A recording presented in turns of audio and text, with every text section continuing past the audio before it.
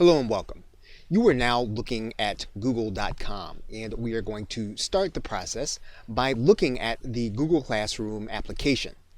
And we're going to just write in Google Classroom into the search box, or you can go to classroom.google.com. Once you've done that, you'll just hit the search.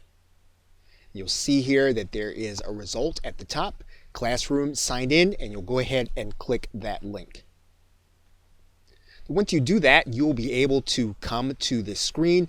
If you have not created a course before in Google Classroom, you'll then be able to click continue and then go ahead to the dashboard.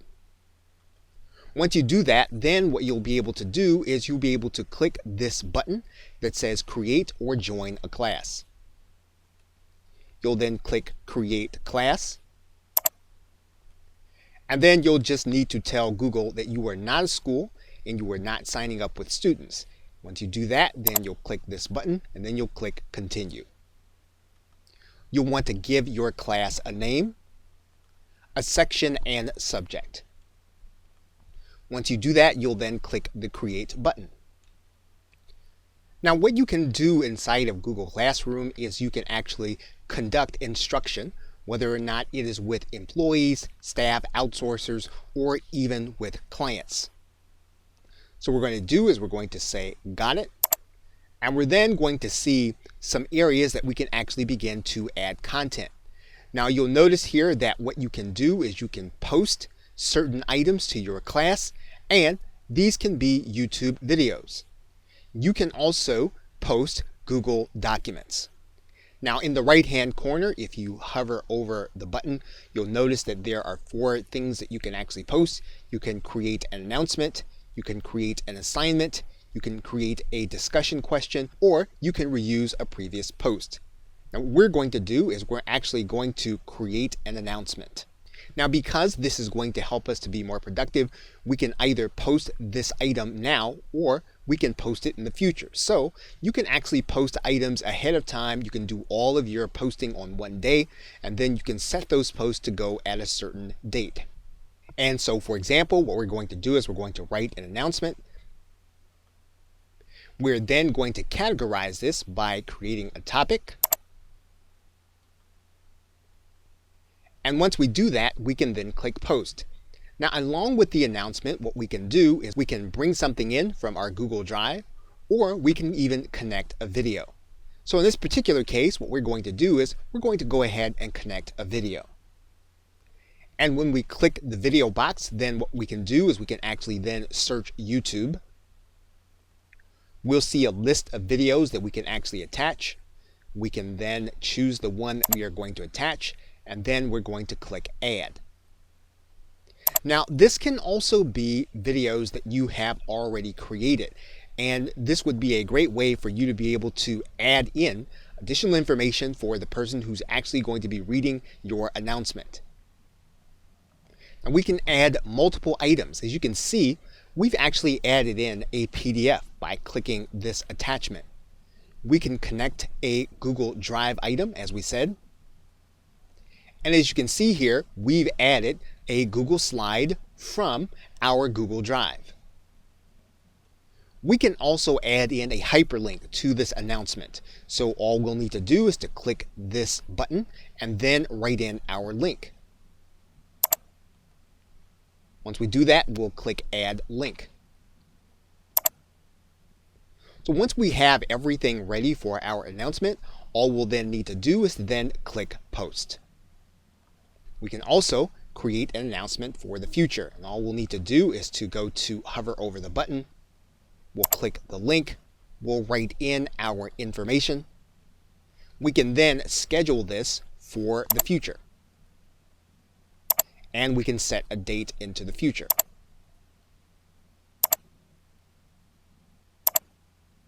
What will happen is this will be visible to us. However, it will not be visible to the person who is part of the course or the system. Now what we can also do is to assign a task, and we can do that by creating an assignment.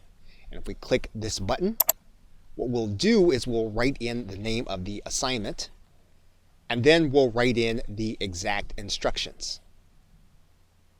When we do that, we can actually categorize this with a new topic, or we can actually place it inside of the same topic that we created earlier.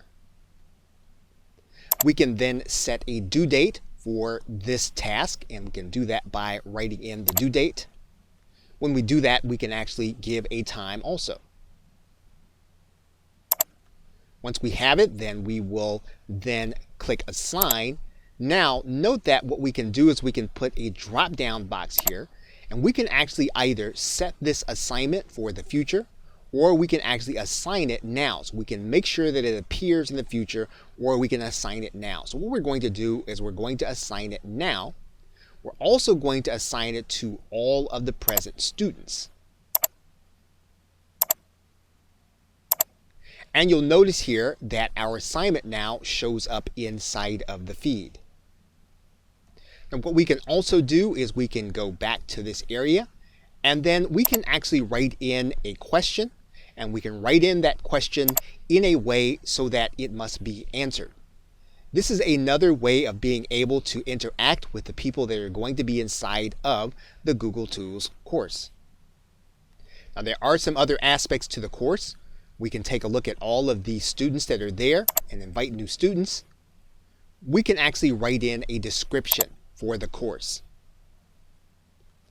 We can determine whether or not those who are considered to be students in the course can actually comment in the class stream.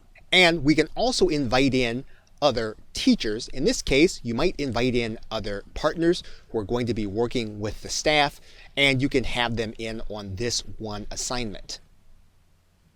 We can change the appearance, and all we'll need to do is we can then either select a theme that Google gives us, or we can upload our own. Now, a more important aspect is how you invite people that you're going to be working with inside of the course. Of course, you can have students, you can have employees, you can have outsourcers. You can use this in any number of ways that will allow you to communicate to a student across a platform. So what we're going to do is we're going to go to the Students button. We're going to click Invite Students. And what you'll need to do is you'll need to have the student's email address. Once you have their email address in, you'll click Add Recipient. Now, the person or student or employee that has actually been invited will actually get an invitation from Google Classroom, and it'll look like this. All that person will need to do is then click the Join button.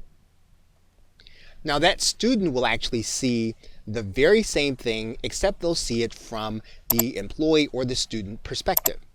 And so you'll be able to control what they see based on what you post and on what date is actually going to be available. So for example, this future scheduled post is not going to be visible to the student, as we can see here. And you'll see it with this browser. The person can then open the document, and what they can do is once they have completed the task, they can mark the assignment as done. And this can be a very useful way of being able to work together and have conversation with outsourcers. We're going to click Mark as Done. And now what we're going to do is we're going to go back to Google Classroom to take a look at it from the instructor or the marketer perspective. And you'll see that it is then marked done. So you can invite one person or several to a specific class, and you'll be able to work with that class to have conversation and workflow with Google Classroom. Okay, so with that, thanks, and I will see you in another video.